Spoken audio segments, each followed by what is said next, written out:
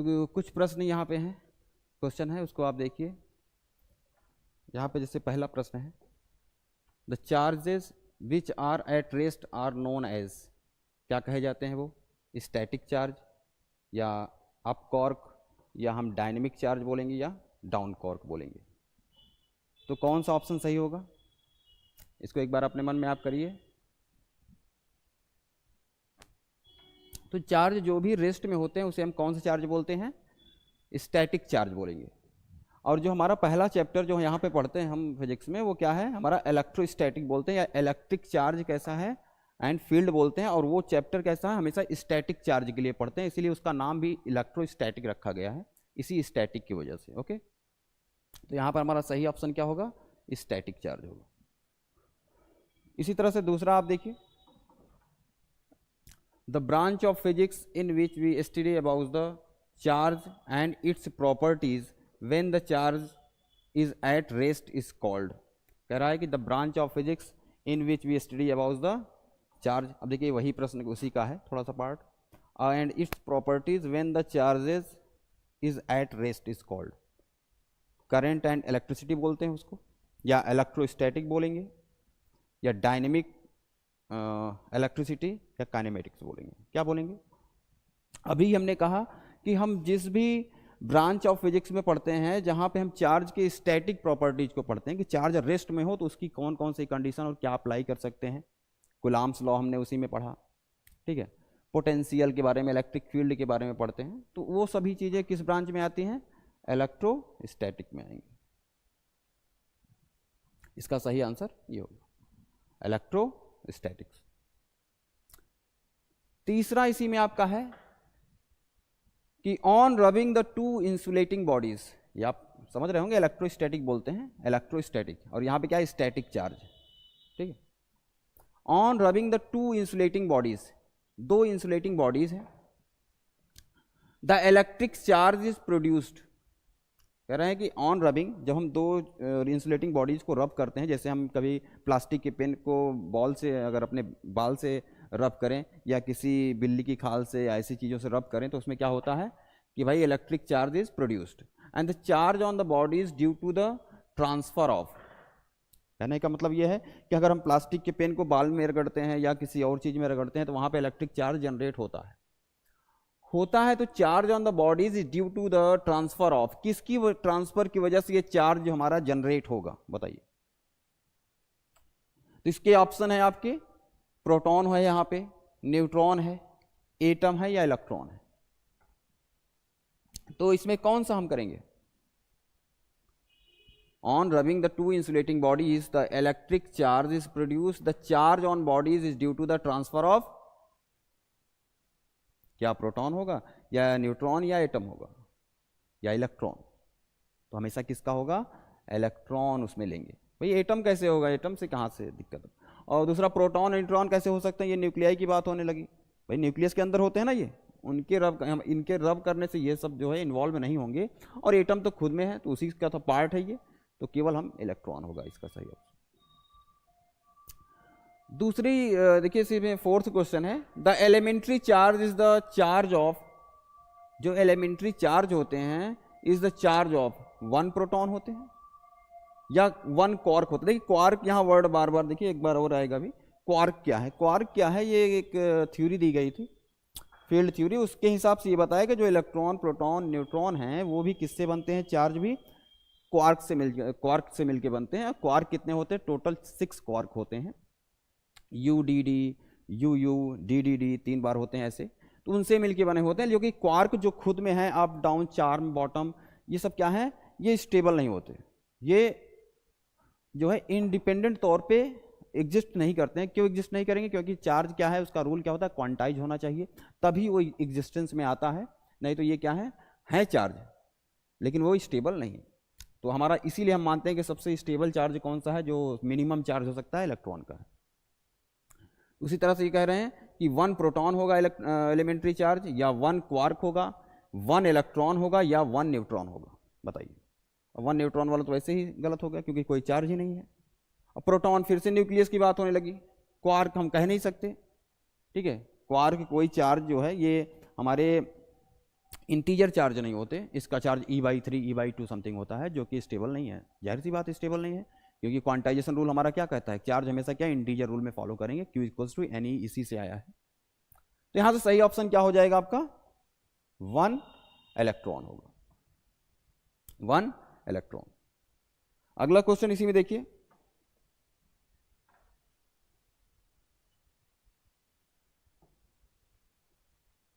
अगला क्वेश्चन देखिए, in an experiment 3 microscopic latex sphere are sprayed into a chamber and became charged with charges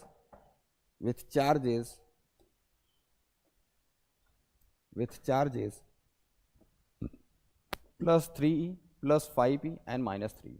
कहते हैं कि कोई स्फीयर हैं जिस पे हम क्या करते हैं, स्प्रे करते हैं चार्ज को, और किस प्रकार से, +3e चार्ज देते हैं, +5e चार्ज देते हैं एंड -3e चार्ज देंगे respectively. All the 3 spheres came in contact, जो सभी 3 स्फीयर होते हैं ये कॉन्टेक्ट में आते हैं, और उन पे चार्ज कैसा है, एक पे +3e है, +5e है एंड -3e है। All 3 charges came in contact simultaneously for a moment, एक क्षण के लिए आते हैं, समय के लिए आते हैं, and got separated, फिर से क्या करते हैं, इसको सेपरेट किया जाता है। Which one of the following are possible values for the final charge on the spheres? Which one of the following charge possible, यहां देखिए वर्ड एक लिखा हुआ है, आपको एग्जैक्ट नहीं बताना, आप जब भी ये लिखाओ कि पॉसिबल क्या है, कौन सा पॉसिबल वैल्यू आप चार्ज हो सकते हैं उन तीनों स्फीयर पे, जो कि सेपरेट होने के बाद चार्ज उस पे आएंगे। तो इस बात को अगर हम देखा जाए तो इस क्वेश्चन को करने का तरीका यही है कि पॉसिबल लिखा हुआ है, तो यहां पे हम ऐसे नहीं जाएंगे कि अपने से इसको मैथमेटिकली हम करके आंसर बताएंगे, हमें देखना है ऑप्शन के हिसाब से जाना है। पहला रूल हम क्या जानते हैं कि अगर इस पे चार्ज तीनों स्फीयर पे +3e है, +5e है एंड -3e है, तो अगर हम टोटल चार्ज की बात करें इस पे कि भाई टोटल चार्ज कितना होगा, तो हम टोटल चार्ज क्या करेंगे, बड़े सिंपल से क्वेश्चन है, बोर्ड लेवल के को देखिए, CBSE में आया है, 2021 में आया है, 22 में आया है, और रिपीट भी होते हैं बार बार। तो अगर हम टोटल चार्ज की बात करें तो कितना होगा इस पे, +3e एंड +5e -3e। अगर टोटल चार्ज की बात करें कितना है, +5e। तो हमें यह ध्यान रखना है कि जो भी हमारा सेपरेट होने के बाद जो भी स्फीयर पे टोटल चार्ज होगा, क्योंकि 3 चार्ज हैं जिनमें अलग अलग चार्ज हैं, +3e +5e एंड -3e, तो अगर उनको एक मोमेंट के लिए उनको टच करवाया जाता है या साथ में आते हैं, बाद में उनको तुरंत सेपरेट कर दिया गया है, उस समय क्या होंगे, जो उनका चार्ज होगा, जो possible value of charge on the 3 spheres हो सकते हैं, वो कैसे होंगे। पहली कंडीशन ये है, जितने चार्ज क्या है, चार्ज कंजर्वेशन फॉलो होगा। चार्ज कंजर्वेशन कहने का मतलब है जितना चार्ज टोटल होगा उतना ही चार्ज होना चाहिए, उससे ज्यादा चार्ज नहीं हो सकता।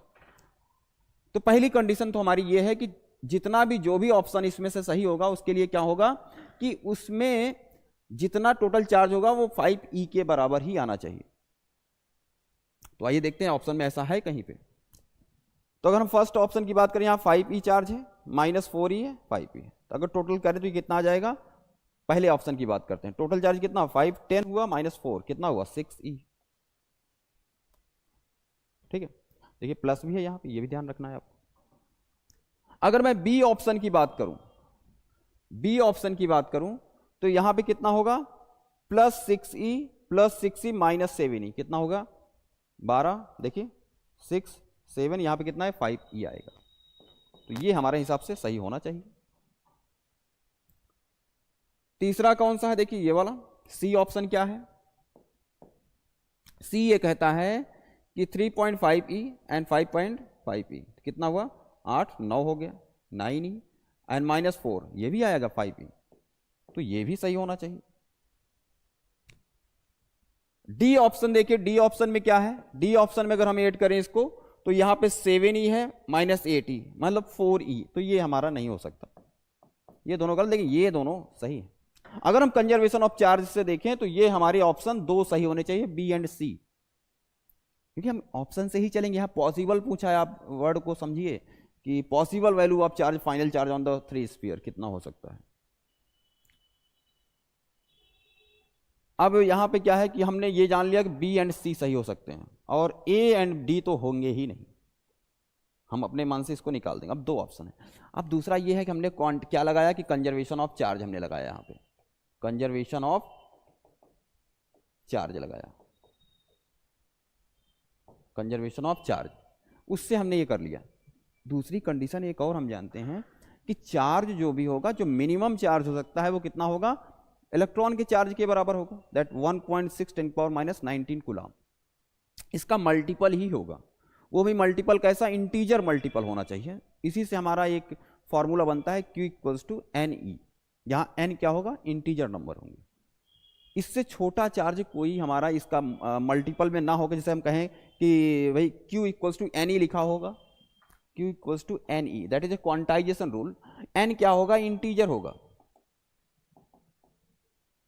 अब इंटीजर होने का मतलब यह है कि हम कह सकते हैं कि 5e चार्ज हो सकता है, 10 हो सकता है, 1000 E हो सकता है, 1 लाख हो सकता है, ऐसे मैं बोल सकता हूं, इतना हो सकता है। लेकिन कहीं पे आपको लिखा हो कि 3.5 इलेक्ट्रॉन, 6.5 इलेक्ट्रॉन, इतना मल्टीपल में, ये सब पॉसिबल नहीं है। क्या ये इंटीजर है? नहीं है। तो इस केस में ये सब फॉलो नहीं हो सकते। इसमें अब नहीं हो सकते तो यहां से अब इसको भी अप्लाई करेंगे कि इंटीजर रूल फॉलो करेगा कि नहीं। देखिए हमने कहा कि बी और सी ऑप्शन सही हो सकते हैं, तो यहां पे देखिए, यहां पे क्या है, सभी चार्ज क्या है, क्वांटाइज्ड है, बिल्कुल सही है, बी ऑप्शन सही है। लेकिन अगर हम सी ऑप्शन की तरफ चलें तो -4e + 3.5e है, और यहां कितना है, 5.5e, मतलब ये क्वांटाइजेशन रूल को फॉलो नहीं कर रहे हैं। इसका मतलब हमारा सी ऑप्शन सही नहीं होगा। तो कौन सा ऑप्शन केवल सही बचा, बी। तो हमारा ऑप्शन जो है, हमारा ऑप्शन कौन सा सही होगा, बी, करेक्ट। तो इस तरह से हम इसको सॉल्व कर सकते हैं। आसान था, आपको समझाने के लिए थोड़ा समय लगता है, तो बड़े ही आसानी से आप कर सकते हैं। यहाँ पे दिख रहा है कि भाई पहले जोड़िए आप, टोटल 5p किस में आ रहा है, 5p आने के बाद आप देखिए किसमें क्वांटाइजेशन रूल फॉलो कर रहा है, सिंपल सा ऑप्शन बी आपको दिखेगा इसमें। अगला क्वेश्चन देखते हैं हम लोग।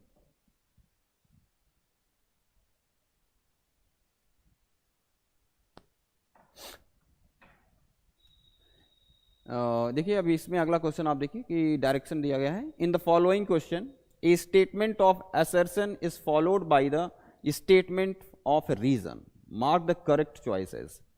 ए ऑप्शन इसमें दिया जाएगा कि when both are the correct, कहने का मतलब if both assertion and reason are true and reason is correct explanation of assertion, पहला ऑप्शन ये लगाएंगे आप। If both assertion and reason are true but reason is not correct explanation of assertion, तो ये होगा। If assertion is true but reason is false, तो ये option आप टिक करेंगे डी, ये आपको पहले डायरेक्शन दे रहे हैं। If both assertion and reason are false, then हम टिक लगाएंगे। तो यहां पे पहला जो इसमें क्वेश्चन आपको दिया गया है,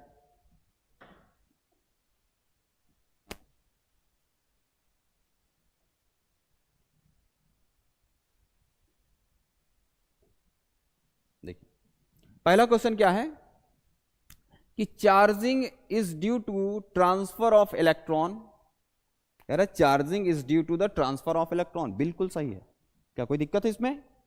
असर्शन कह रहा है कि charging is due to the transfer of electron, सही है। रीजन क्या देते हैं कि mass of body decreases slightly, decrease करता है slightly when it is negatively charge.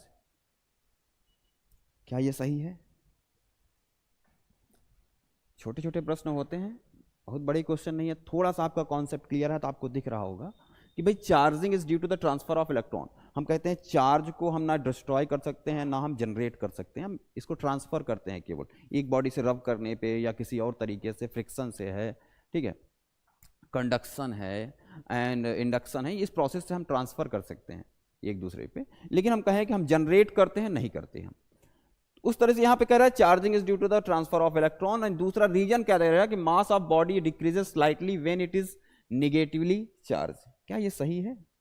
देखिए आप समझने का प्रयास करिए। आप सपोज करिए कोई बॉडी है हमारी, ऐसा इस पे समथिंग, ये न्यूट्रल है उस समय, अगर न्यूट्रल है, अगर हम इस पे एक इलेक्ट्रॉन, इस पे क्या करते हैं, समथिंग इलेक्ट्रॉन बाहर जाता है, मान लीजिए ये एक्स है, इलेक्ट्रॉन इससे निकल रहा है, समझिएगा, कोई एक्स एलिमेंट है समय बोलता हूं, तो यहां पे हम क्या लगाते हैं भाई, प्लस। और सेम समझिए दूसरा जो हमारा मटेरियल है वो समथिंग वाई है, और उस पर वही इलेक्ट्रॉन ये इस पे आ रहा है, तो हम क्या लगाते हैं, दैट इज, यहां पे क्या आएगा, माइनस साइन आता है। कहने का मतलब जब इलेक्ट्रॉन क्या कर रहा है, इसका कुछ ना कुछ तो मास होगा ना, मान लेते हैं वो मास क्या है, समथिंग m है, इसका भी कुछ मास m होगा। अब जब यहां पे इलेक्ट्रॉन, एक न्यूट्रल बॉडी से इलेक्ट्रॉन निकल रहा है, अब क्या कर रहा है, ये चार्ज पॉजिटिव आ गया। न्यूट्रल कैसे, कोई भी एटम न्यूट्रल ही होंगे ना, क्यों, क्योंकि नंबर ऑफ जो इलेक्ट्रॉन होते हैं हमारे बाहर वो चार्ज है, नंबर ऑफ इलेक्ट्रॉन के बराबर नंबर ऑफ प्रोटॉन होते हैं न्यूक्लियस में, जो कि हमारा क्या करता है, उस एटम को पूरे को न्यूट्रल बना रहा है। जब इलेक्ट्रॉन कहीं जाएंगे, बाहर जा रहा, उस समय यहाँ पे क्या है, एक इलेक्ट्रॉन की कमी हुई, और कमी होने की वजह से इस पर क्या, एक पॉजिटिव चार्ज आया। तो अगर पॉजिटिव चार्ज मान लेते हैं उस समय इसका मास m है, तो यहां पे क्या हुआ, एक इलेक्ट्रॉन इससे गया, मान लेते हैं उस इलेक्ट्रॉन का मास है ना समथिंग 9.1 10 31 kg समथिंग, उससे जाने से क्या होगा, इसमें स्लाइटली, यहां पे वर्ड लिखा हुआ है स्लाइटली, बहुत कम चेंज आएगा, लेकिन आता तो है ना, आएगा। मान लेते हैं वो डेल्टा m यहां पे कमी आई, लेकिन वर्ड रीजन में क्या लिखा हुआ है कि जब निगेटिवली चार्ज होता है तो उसका मास स्लाइटली डिक्रीज करता है। लेकिन देखिए जिस पे नेगेटिव चार्ज आएगा वहां पे इलेक्ट्रॉन आ रहा है, आने का मतलब क्या हुआ कि अब एक इलेक्ट्रॉन यहां पे बढ़ेगा, और बढ़ने का मतलब इसमें डिक्रीज ना हो कि समथिंग कुछ स्लाइटली मास इसका क्या होगा, इंक्रीज करेगा, इसका मास क्या करेगा, इंक्रीज करेगा।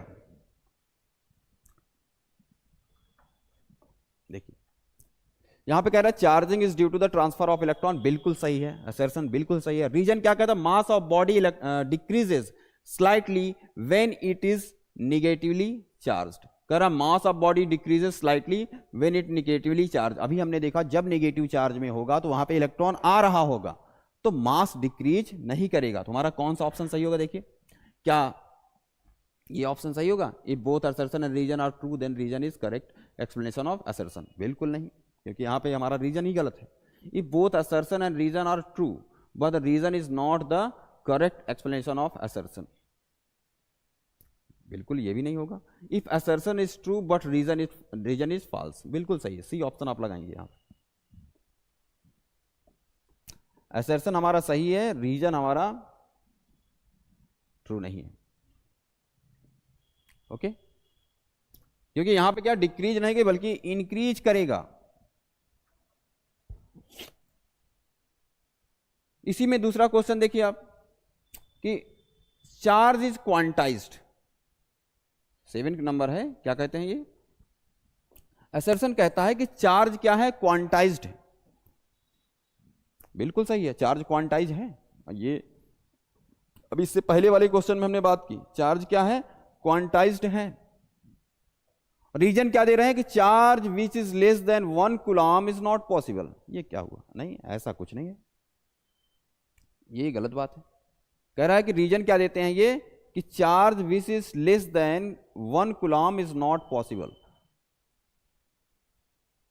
चार्ज जो कि 1 कूलम से कम होगा वो क्या होगा, पॉसिबल नहीं है, ऐसा कुछ नहीं कहा था उन्होंने। हमेशा क्या होगा, वो मल्टीपल होता है वो इलेक्ट्रॉन के चार्ज के, ठीक है, इसका इंटीजर मल्टीपल होगा, ये है 1 कूलम से कम हो ये पॉसिबल नहीं, ये बिल्कुल गड़बड़ है।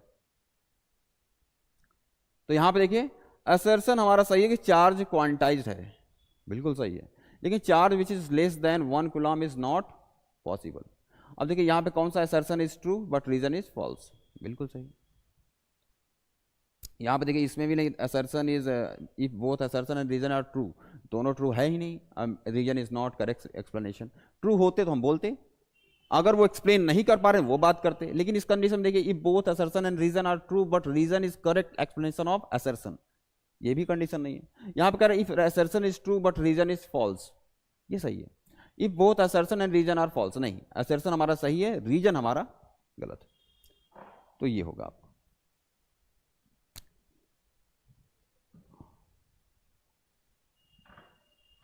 चलिए अब कुछ क्वेश्चन इसमें और हैं, उसको देखते हैं हम लोग।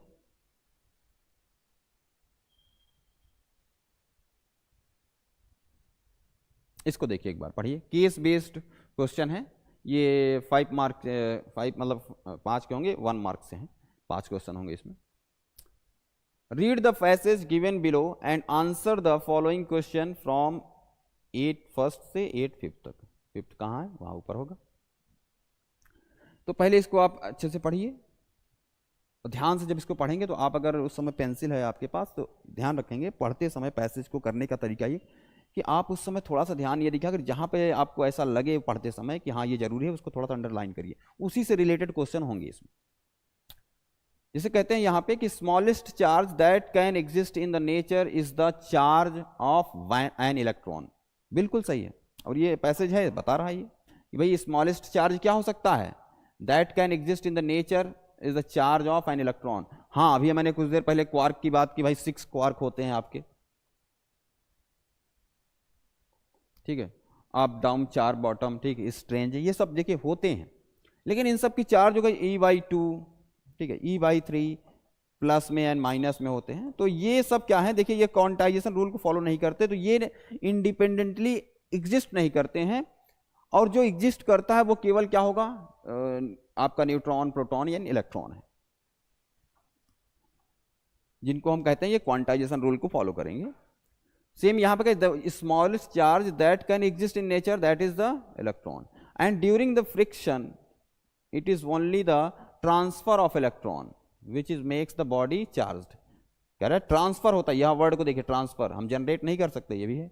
Hence the net charge on any body is an integral multiple of charge of an electron. बिल्कुल इसी से आपका देखिए ये फॉर्मूला बनता है quantization rule, Q equals to NE, जहां पे प्लस माइनस लगा हुआ है क्योंकि चार्ज वहां से निकल रहा है या आ रहा है उसकी वजह से, वेयर N क्या है 1 2 3 4। Okay, hence no body can have a charge represented as 1.1 electron, अभी हमने इस पे बात की, 2.7 इलेक्ट्रॉन या 3.5 इलेक्ट्रॉन, कभी नहीं हो सकता ऐसा। किसी भी बॉडी पे ऐसा चार्ज नहीं हो सकता जो इंटीजर ना हो, मल्टीपल ना हो एक इलेक्ट्रॉन के चार्ज के। Okay, recently it has been discovered that elementary particles such as proton or neutrons are composed of more elemental units called quark। लेकिन खुद क्वार्क जो है क्वार्क जो है नेचर में एग्जिस्ट नहीं करते हैं इंडिपेंडेंट तौर पे, ठीक है। बनते किससे हैं ये सभी बने किससे हैं कि क्वार्क से। 6 क्वार्क होते हैं, वो सब बातें अलग हैं। तो इस पैसेज को हमने ध्यान से पढ़ा।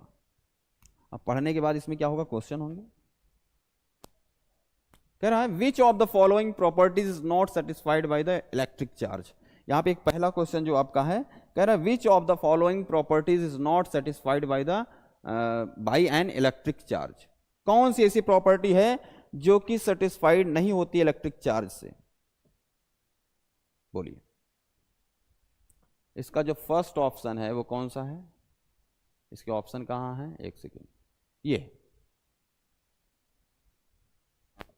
इसके ऑप्शन क्या है, ये ऐसा कौन सी प्रॉपर्टी, इन चारों में से ऐसी कौन सी प्रॉपर्टी है जो कि इलेक्ट्रिक चार्ज द्वारा सेटिस्फाई नहीं होती। पहला कहता है कि टोटल चार्ज कंजर्वेशन, क्या ये सेटिस्फाई नहीं करता चार्ज, इलेक्ट्रिक चार्ज ये सेटिस्फाई नहीं करता है, बिल्कुल करेगा, चार्ज कंजर्वेशन रूल फॉलो करता है ये। दूसरा है क्वांटाइजेशन रूल है, बिल्कुल करता है, आपने अभी पढ़ा इसको। 2 टाइप्स ऑफ चार्ज होते हैं, बिल्कुल सही है, पॉजिटिव एंड नेगेटिव। दूसरा है कि charge on a body changes during the motion, बिल्कुल गलत है ये। किसी भी बॉडी पे चार्ज जो है अगर होगा तो वो चार्ज मोशन की वजह से चेंज नहीं होगा। Charge on the body changes during the motion, किसी भी तरीके से, ये यहां ही नहीं, क्लासिकली ही नहीं, बल्कि अगर आप आइंस्टीन का स्पेशल थ्योरी ऑफ रिलेटिविटी की बात करें उसमें भी यही होगा कि चार्ज जो है चेंज नहीं होता, किसी भी स्पीड पे आप जाएं। मास इंक्रीज करता है लेकिन चार्ज हमारा मोशन पे डिपेंड नहीं करेगा इस तरीके से। उसके इफेक्ट की बात नहीं कर रहा हूं मैं कि क्या वो इंक्रीज करेगा, नहीं करेगा। जितना अगर 10 कूलम चार्ज हो उस बॉडी पे 10 कूलम ही होगा, उसकी स्पीड कुछ भी हो, वो लाइट की स्पीड हो या आसपास कुछ भी हो, ये सभी तरीकों से सही है कि ये charge on the body changes during the motion, नहीं होता, कभी चेंज नहीं होगा। ओके, तो ये इलेक्ट्रिक चार्ज के रूल में ये सेटिस्फाई नहीं करता। तो आप कौन सा ऑप्शन आपका सही होगा? Charge on a body changes during the motion. दूसरा इसी में है, विच of the following charges is possible. अब देखिए इसको बड़ा अच्छा क्वेश्चन है ये, देखिए उसी पैसेज से है, बड़े आसान होते हैं इसको करने का तरीका। Which of the following charges are possible, is possible, कौन से इसमें ऑप्शन जो है चार्ज जो है, जो भी चार्ज दिए गए हैं कुलाम है, सभी में चार्ज की यूनिट है ये, तो कौन सा इसमें पॉसिबल है? तो इसको हम कैसे सही ठहरा सकते हैं? क्या भाई हमें क्या हमने पढ़ा कि चार्ज क्वांटाइजेशन रूल को फॉलो करते हैं, ठीक है। तो अगर क्वांटाइजेशन रूल को फॉलो करते हैं तो ये क्या है, Q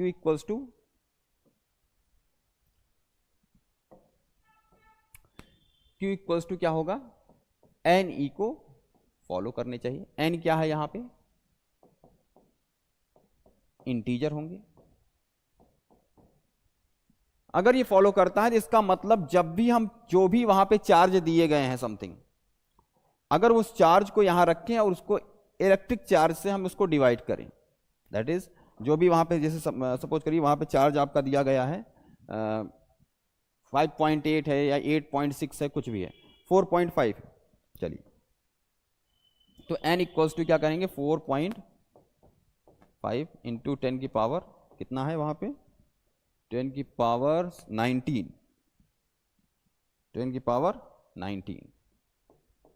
19 कूलम अपॉन में होता है 1.6 10 की पावर माइनस 19 कूलम। ये दोनों क्या हो जाएंगे, कैंसिल हो जाएंगे। और यहां से देखिए इसको काटिए, क्या ये टोटल इंटीजर में आएगा ये कोई वैल्यू, काटिए, नहीं आएगा। इस तरह से हम कहेंगे ये चार्ज हमारा पॉसिबल नहीं हो सकता। आप इंटीजर समझते हैं, यहां पे कुछ नंबर आना चाहिए, समथिंग 20 आए, 40 आए, जो भी आए, लेकिन क्या हो, इंटीजर होना चाहिए। आप इसको डिवाइड करिए, कभी इंटीजर आपको नहीं मिलेगा। यहीं से दिख रहा है कि आप इसको हटाइए, देखिए 2 पॉइंट समथिंग करके आएगा, जो कि पॉइंट में हमारा ये चार्ज क्वांटाइजेशन रूल को फॉलो नहीं करेगा। तो ऐसे ही आपको चेक करना है, बताइए इसमें से कौन सा ऑप्शन आपका सही लगता है कि विच of the following charges is possible, बोलिए कौन सा पॉसिबल है इसमें।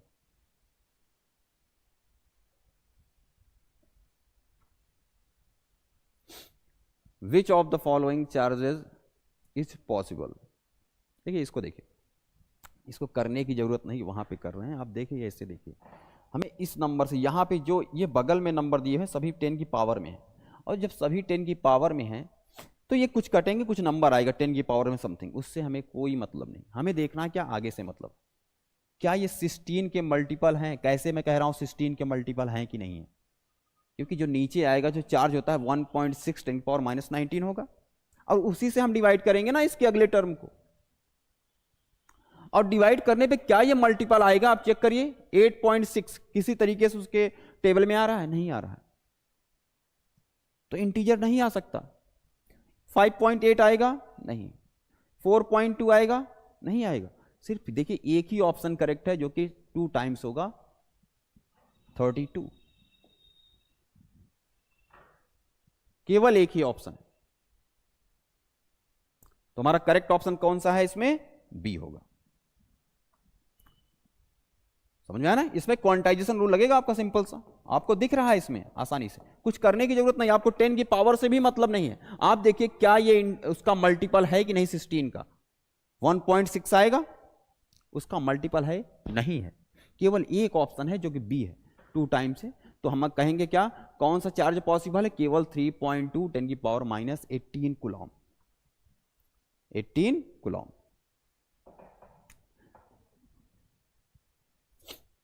अगला इसी में करते हैं,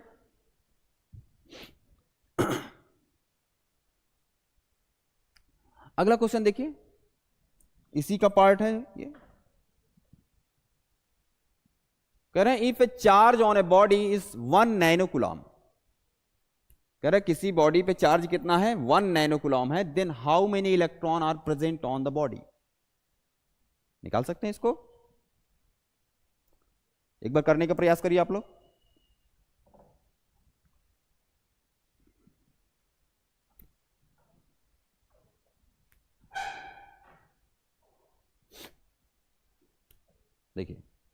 चलिए किया होगा, मैं मानता हूं आपने कर लिया। कैसे करेंगे इसको? हम जानते हैं एक सिंपल सा एक फॉर्मूला आप जानते हैं, Q equals to quantization rule, Q equals to NE। Charge हमको दिया गया है 1 nano coulomb, number of electrons बताना है आपको और इलेक्ट्रिक चार्ज आपको पता है। तो आइए निकालते हैं कितना आंसर आएगा इसका। 1 नैनो कूलम है, तो यहां से ये देखिए Q इक्वल्स टू NE होगा, Q इक्वल्स टू NE। यहां पे दिया गया 1 नैनो कूलम है और यहां पे क्या है N इंटू 1.6 10 पावर माइनस 9, यही तो होगा सिंपल सा। ये हमारा E की वैल्यू है, N हमको फाइंड करना है कि अगर उस पे चार्ज इतना है 1 nano coulomb, then how many electrons present on that body, how many electrons present on that body. देखिए बड़ा आसान होगा इसमें डिवाइड करना। एंड 1 नैनो कूलम क्या है, 1 पिको नैनो, ये आपको आइडिया होना चाहिए। माइक्रो क्या है, एंगस्ट्रॉम क्या है, 10 पावर माइनस 10 होता है, ये 10 पावर माइनस 9 होगा, ठीक है, 10 पावर माइनस 12 होता है, फर्मी 10 पावर माइनस 15 होता है। तो हम नैनो क्या होता है 10 power minus 19 coulomb, minus 9 coulomb, minus 9 coulomb, ठीक है। एंड 1.6 10 की पावर माइनस 19 ये होगा। आइए देखते हैं कितना आएगा, डिवाइड करिए। तो ये करेंगे 1 में जाएगा, तो ये कितना आएगा देखिए 1.625 आएगा। चेक करिए, अगर यहाँ मैं 10 से मल्टीप्लाई करूँ, यहाँ 10 हो जाएगा, 16 से डिवाइड करेंगे 0.6, ठीक है। एंड यहाँ पे कितना होगा 10 की पावर, ये ऊपर जाएगा, माइनस 19 है, 9 10 बचेगा। तो यहाँ पे ऐसा भी कर सकते हैं, n इक्वल्स टू 6.25 10 की पावर, देखिए अगर इसके सेम ऐसा दिया है ठीक है, नहीं तो दूसरा कोई 6.25, देखिए 6.25 10 पावर 9, 6.25 10 पावर 9। तो आपका करेक्ट ऑप्शन कौन सा होगा इसमें, 6.25 10 की पावर 9। नंबर ऑफ इलेक्ट्रॉन उस बॉडी पे कितने होंगे, 6.25 10 की पावर 9 इलेक्ट्रॉन होंगे उस बॉडी पे। अगर उस पे चार्ज कितना है उस बॉडी पे 1 नैनो कूलम है, then how many electrons are present on that body. Simple सा है, ये क्वांटाइजेशन का रूल आपको लगाना है। सेकंड आप देखिए इसी में क्वेश्चन क्या है,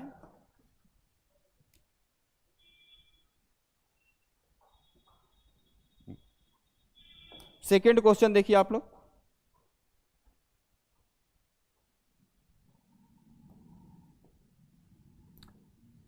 if a body gives out 10 power 9 electron every second कितने इलेक्ट्रॉन देते हैं 10 power 9 electron, how much time is required to get a total charge 1 coulomb.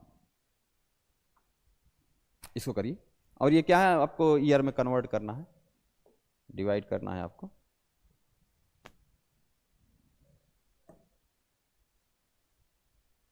Year में कन्वर्ट करना है।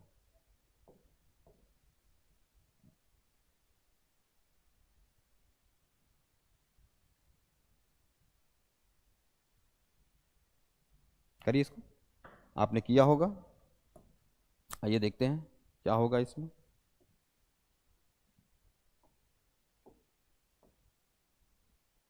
तो यहां पे दिया हुआ है कि if a body gives out 10 power 9 electron every second, हर सेकेंड कितने 10 पावर 9 इलेक्ट्रॉन देता है वो,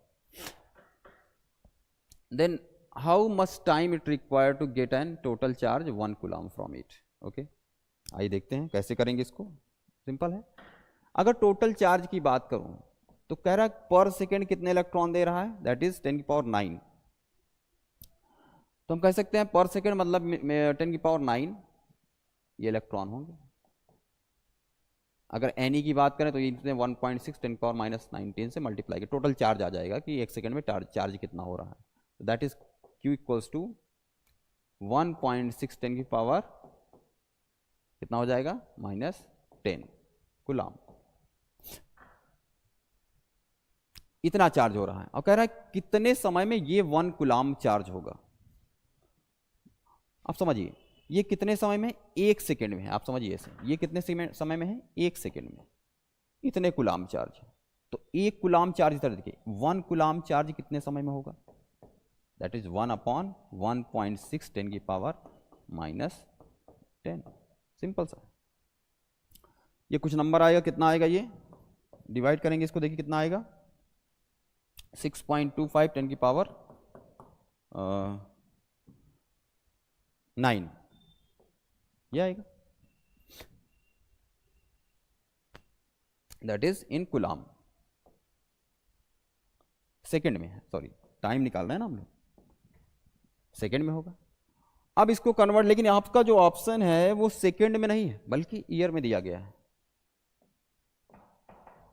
आपका जो ऑप्शन है वो किस में है? ईयर में दिया गया है, सेकेंड में नहीं है। डिवाइड करिए इसको, बदलिए, चेंज करिए। चेंज करेंगे कितना आएगा? देखिए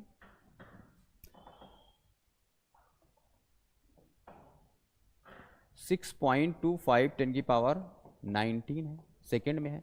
अगर इसको हम ईयर में कन्वर्ट करें, देखिए 60 से मल्टीप्लाई करिए, दैट इज द मिनट, ये आवर 24 एंड कितना होगा भाई? हमने क्या किया? ये टोटल आवर में चेंज हुआ, ये 1 डे में हुआ, ठीक है। और ईयर में 365। मल्टीप्लाई करिए, डिवाइड करिए, इसको डिवाइड करेंगे आप, करिएगा। इसका जो लगभग आंसर आएगा, 1 सेकेंड, इसका आंसर होगा 198.99, 198.19, ये ईयर में आएगा। डिवाइड करिएगा, चेक करिएगा आप लोग, ये ऑप्शन सही होगा, सी ऑप्शन। सी ऑप्शन आपका बिल्कुल करेक्ट होगा। अगला क्वेश्चन देखिए, क्वेश्चन नंबर 5 देखिए आप लोग। ये पॉलीथीन पीस, पॉलीथीन, एक पॉलीथीन है, प्लास्टिक है, piece rubbed with a woollen shirt is found to have a negative charge 3.2 10 power -7 coulomb. Calculate the number of electron transferred. कह रहा है किसी पॉलीथीन को रब किया जाता है, किससे? वुलन शर्ट है, उससे रब किया जाता है, और हमने देखा कि उस पर जो नेगेटिव चार्ज आया वो कितना है? 3.2 10 पावर -7 कूलम। तो आपको कैलकुलेट करना नंबर ऑफ इलेक्ट्रॉन कितने ट्रांसफर हुए होंगे। सिंपल सा है, उसी से करिए आप लोग।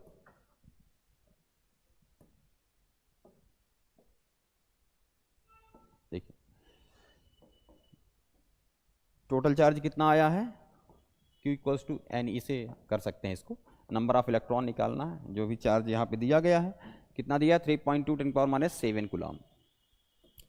3.2 इंटू 10 की पावर -7 कूलम, और डिवाइड करना है, ई से डिवाइड करेंगे, 1.6 10 पावर -19 से डिवाइड करिए इसको, तो ये 2 आ जाएगा आपका, 2, और ऊपर जाएगा 10 की पावर प्लस में होगा 7, 10 की पावर 12 आएगा। तो इतने इलेक्ट्रॉन होंगे, इतने इलेक्ट्रॉन के ट्रांसफर होने से उस पे पॉलीथीन पे इतना चार्ज आएगा, 2 इंटू 10 पावर +12 इलेक्ट्रॉन। ओके, ये ए ऑप्शन सही होगा आपका, ए इसमें करेक्ट होगा। तो ये आपका पैराग्राफ ये खत्म हुआ।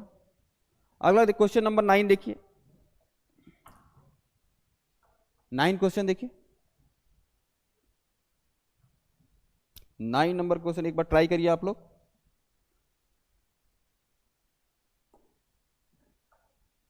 If A positively charge rod repel A ball, कह रहा है एक पॉजिटिव चार्ज रॉड है जो कि क्या करता है? एक बॉल को रिपेल करता है, रिपल्सिव लग रहा है, उस पर फोर्स लगेगा। Then is the ball necessary positive charge, क्या वो हमेशा, क्या उसका जरूरी है पॉजिटिव चार्ज होना?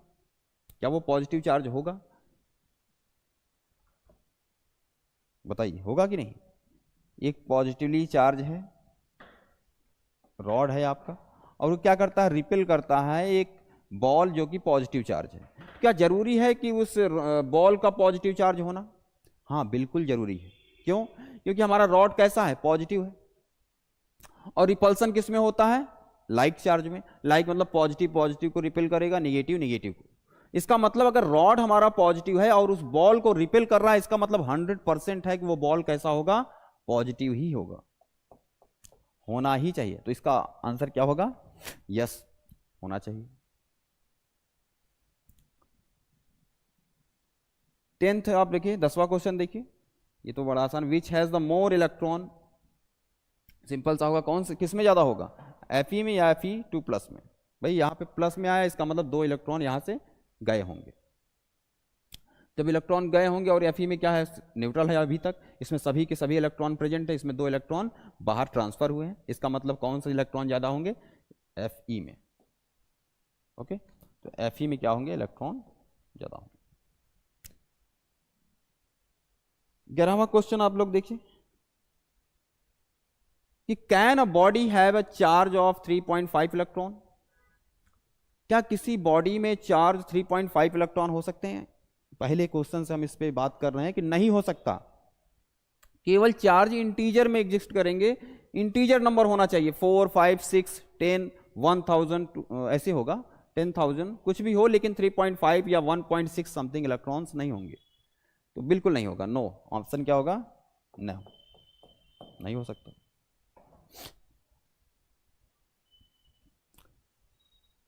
अब देखिए कुछ थ्योरी के क्वेश्चन है इसमें, थ्योरी कैसे करेंगे ये देखिए। इसमें आपका क्वेश्चन है कि what is the mean by the grounding और अर्थिंग? ग्राउंडिंग और अर्थिंग का मतलब क्या है? देखिए, जब कोई बॉडी पे चार्ज हो किसी प्रकार का, कितना भी चार्ज हो, अगर उसको हम क्या करें? ग्राउंड से टच करवाएं, किसी प्रकार से वो ग्राउंड या अर्थ से कांटेक्ट करता है, तो उसके जितने भी चार्ज होंगे वो क्या होंगे? अर्थ में न्यूट्रल कर देंगे। अर्थ में क्या होगा? अर्थ के थ्रू न्यूट्रल हो जाएगी वो बॉडी। और इस तरह से जब भी हम किसी बॉडी कितना भी चार्ज हो, क्या करते हैं? अगर हम उससे अर्थ से टच करवाएंगे, वो क्या होगा? हमारा उस बॉडी न्यूट्रल हो जाएगा, पूरा का पूरा चार्ज जो है अर्थ के थ्रू ग्राउंड हो जाएगा। और इस प्रोसेस को हम क्या बोलते हैं? ग्राउंडिंग या अर्थिंग बोलेंगे।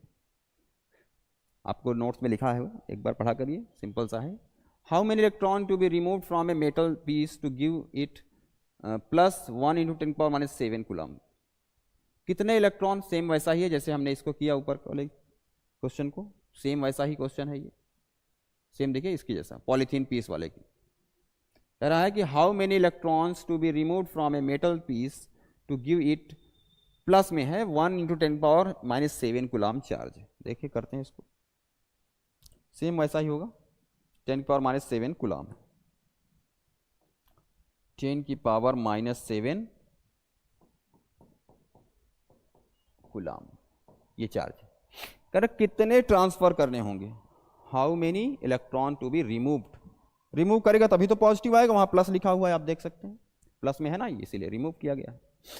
तो कितना होगा? Q = NE। यहाँ पे आप डिवाइड करेंगे, N यहाँ से निकाल सकते हैं हम लोग, डिवाइड करिए 1.6 10⁻⁻19 कूलम, और डिवाइड करेंगे कितना आ जाएगा? ये यहाँ से डिवाइड करेंगे 6.25 × 10⁻, जितना आएगा 10⁻, कितना होगा ये? 7, 10⁻12 आएगा प्लस में, 10⁻11 इतने आएगा। ये ऑप्शन हो, यही ऑप्शन हो करेक्ट हो, 6.25 10⁻11 इलेक्ट्रॉन। इतने इलेक्ट्रॉन हम रिमूव करेंगे अगर उससे, तो हमारा ये आएगा। Okay, how many electronic charge drawn from the coulomb of charge? How many electronic charge drawn from 1 coulomb of charge? इसको भी कर सकते, सेम वही है, सेम वही है, कोई अंतर डिफरेंस नहीं है, 1 कूलम रख देंगे बस आ जाएगा। 2 bodies A and B carry -3 microcoulomb and -0.44 microcoulomb. How many electron should be transferred from A to B? अब ध्यान रखना है, क्या करें? Transfer A to B so that they acquire equal charge. Simple सा देखिए कैसे करेंगे इसको। -A पे कितना है? 2 बॉडीज, A है -3 माइक्रोकूलम, माइक्रो मतलब 10⁻⁶ कूलम, एंड -0.44 माइक्रोकूलम। तो कितना हम ट्रांसफर करें? कहां से ट्रांसफर करना है? A to B। अगर ए से हम ट्रांसफर कर रहे हैं तो इलेक्ट्रॉन जा रहे होंगे तो प्लस ई हम लिखेंगे समथिंग। मान लेते हैं कि कितने इलेक्ट्रॉन, एन इलेक्ट्रॉन ट्रांसफर हो रहे हैं, इनको इक्वल करने के लिए एन इलेक्ट्रॉन ट्रांसफर कर रहे हैं, तो हम इसमें क्या करेंगे, प्लस एन ही कर सकते हैं, उसमें माइनस एन ही करिए और दोनों को इक्वेट करिए। यहाँ चार्ज हमारे इक्वल हैं तो यहाँ से एन आ जाएगा आपका। देखिए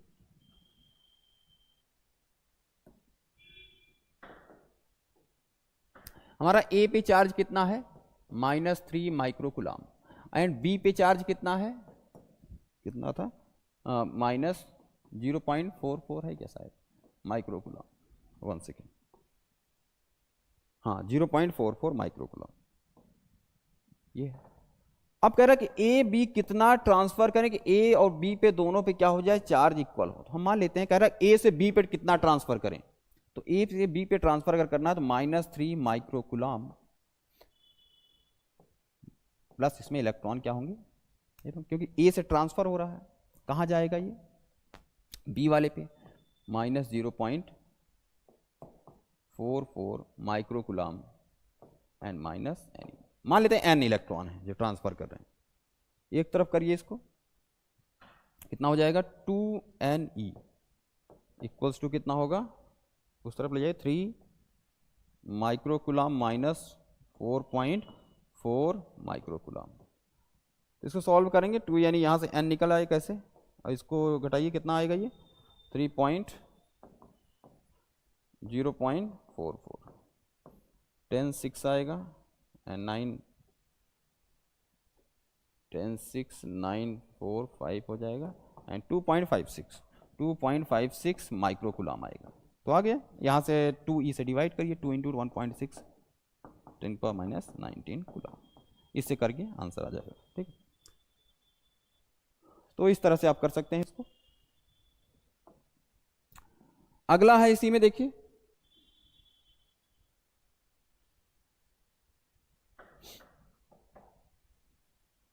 अगला देखिए इसी में, करें explain the conductor, insulator and dielectric. क्या है कंडक्टर, क्या होंगे जिसमें फ्री इलेक्ट्रॉन होंगे, आपने लिखवाया सब अलग अलग लिखा होगा।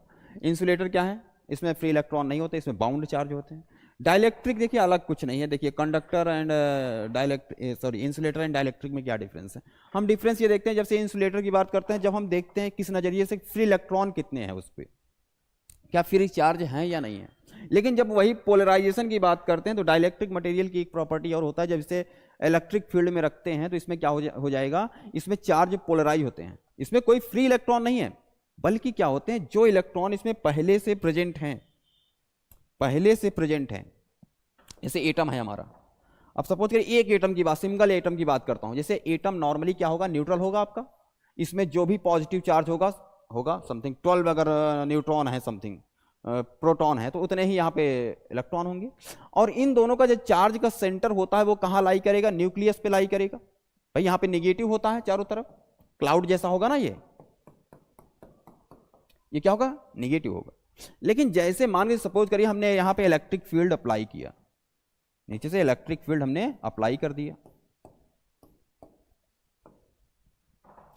अगर हमने इलेक्ट्रिक फील्ड अप्लाई किया तो होगा क्या, हमको आइडिया है कि F इक्वल्स टू क्या होता है, Q इंटू ई होता है। मतलब अगर फोर्स डायरेक्शन की बात करें तो अगर चार्ज नेगेटिव है तो फोर्स के अपोजिट, जो इलेक्ट्रिक फील्ड की डायरेक्शन होगी उसके अपोजिट फोर्स लगेगा, जो पॉजिटिव चार्ज होगा वो इलेक्ट्रिक फील्ड की डायरेक्शन में, इलेक्ट्रिक फील्ड की डायरेक्शन किधर है, मान लेते हैं ऊपर की ओर। अब एक बात हम और जानते हैं, क्योंकि हमारा जो मैक्सिमम वेट होता है वो किसका होता है, न्यूक्लियस का होगा। इलेक्ट्रॉन हल्के होते हैं अपेक्षा किसके, न्यूक्लियस, बहुत हल्के होंगे। तो अब हमारा जो फोर्स, जो भी इलेक्ट्रिक फील्ड हम जो भी लगा रहे हैं, उसके हिसाब से क्या होगा, ये जो फोर्स ज्यादा डोमिनेट करेगा किस पे, इलेक्ट्रॉन पे। तो उस कंडीशन पे होगा क्या कि कुछ देर बाद न्यूक्लियस तो हमारा नहीं शिफ्ट होता वहां पे, लेकिन इलेक्ट्रॉन क्लाउड थोड़ा सा बेंड हो जाते हैं कुछ देर के लिए। आप समझिए कैसे, इस तरीके से। अब क्या होगा, पहले हमारा जो लगभग स्फीयर था और इसका जो टोटल नेगेटिव चार्ज सेंटर था वो वही पॉजिटिव न्यूक्लियस पे लाई करता, तो हम इसे क्या बोलते हैं, न्यूट्रल बोलते हैं। ऐसा नहीं इसमें फ्री इलेक्ट्रॉन आ गए हैं, नहीं है, हम डाइलेक्ट्रिक की बात कर रहे हैं। और यहां पे क्या होगा, अब जो इसका नेगेटिव चार्ज का जो सेंटर होगा वो कहां लाई करेगा, थोड़ा सा शिफ्ट होता है, लगभग थोड़ा सा बहुत मिनिमम। और वो कब तक होगा? जब तक ये इलेक्ट्रिक फील्ड हमने अप्लाई किया है। सेम वैसा ही जैसे हम एक प्लास्टिक के पेन को बाल से रगड़ते हैं तो क्या हुआ, कुछ देर बाद वो कैसा चार्ज क्रिएट करता है आपका, और हम अगर किसी कागज के टुकड़े को उस पर चिपकाएं तो क्या होगा, चिपकता है। लेकिन उसी पेन को कुछ देर के लिए आप रख दीजिए, फिर से वो नॉर्मल कंडीशन पे आ जाएगा। सेम ऐसा यहाँ पे है, ये एक डायपोल फॉर्म करते हैं, और इसके सरफेस पे अभी हम एक एटम को दिखा रहे हैं, आप समझिएगा। एक एटम, अगर मैं थोड़ा सा पिन की निब के बराबर भी अगर जगह में देखें, उसमें करोड़ों एटम होंगे। हम एक एटम की बात कर रहे हैं जूम करके। तो ऐसे सोचिए कितने सारे ऐसे चार्ज क्रिएट होते हैं उसके सरफेस पे जब हम एक पेन को रगड़ते हैं। और इसीलिए प्लास्टिक में अगर इलेक्ट्रॉन ऐसा चार्ज क्रिएट हो रहा है तो वो कैसे चार्ज होंगे, बाउंड चार्ज होंगे, ना कि फ्री चार्ज होंगे।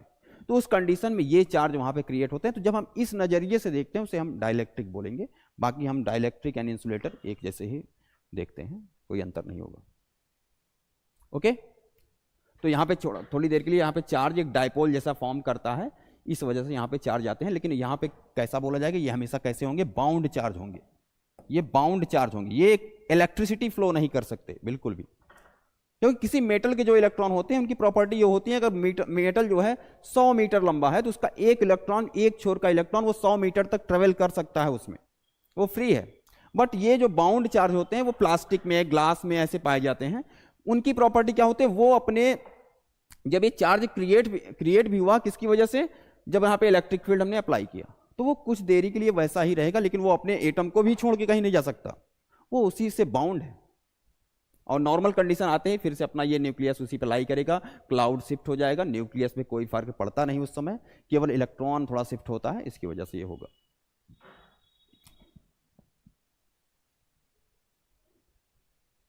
लास्ट क्वेश्चन है, what is the quantisation of charge. कि charge always exist in the quantise form, they always in the form of integer multiple of electric charge of electron. तो ये इसी को हम क्या बोलते हैं, क्वांटाइजेशन ऑफ चार्ज कहते हैं। कभी भी ये 3.5, ये देखिए आप लिखा हुआ 3.5 या 2.7 या 1.1 इलेक्ट्रॉन की फॉर्म में ये एग्जिस्ट नहीं करता है, हमेशा ये क्वांटाइजेशन रूल को फॉलो करेगा। तो इस तरह से ये फॉलो करते हैं। इस तरह से ये हमारे जो पार्ट है आप देखेंगे, ये क्वेश्चन सॉल्विंग जो हम एक पार्ट करवाएंगे, ये सीरीज चलेगा आपका, इसको हम करेंगे। इस पे ध्यान ये रखना है, आप जो थ्योरी रिवाइज करते हैं उसको अच्छे से करिए। यहाँ पे हम थ्योरी और उसकी दोनों की बात करेंगे। थ्योरी आप पढ़ते रहा करिए। मैंने देखिए थ्योरी वहाँ पे लिखवाया नहीं, आप इसको कर सकते हैं क्योंकि सभी चीज़ें आपके नोटबुक में लिखा हुआ है। लेकिन जो न्यूमेरिकल कैसे किया जाएगा, कैसे वहाँ विचार करेंगे, वो हम आपको बताएंगे आपको, और ये लगातार आपका चलता रहेगा हर एक दिन। तो आप ध्यान रखेंगे, इसको बार बार रिवाइज करते रहिए। बाकी हम आगे देखेंगे आगे के लेक्चर में, ठीक है। ओके, थैंक यू आज के लिए।